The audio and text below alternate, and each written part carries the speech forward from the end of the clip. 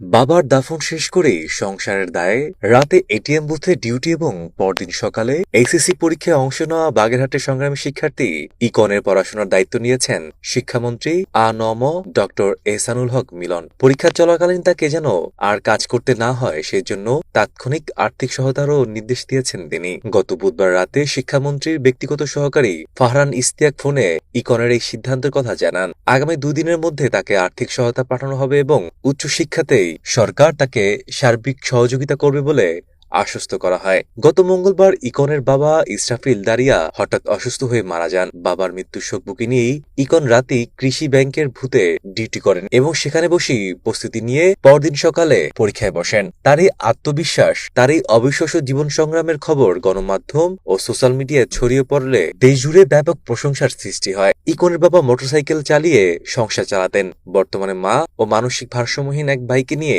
বাগেরহাটে মাসে 4,000 টাকা ভাড়া একটি ছোট বাসায় থাকেন ইকন। পরিবারের একমাত্র উপার্জনক্ষম বাবাকে হারিয়ে দিশেহারা এই পরিবারটির পাশে রাষ্ট্র দাঁড়ানোয় কিছুটা স্বস্তি ফিরেছে।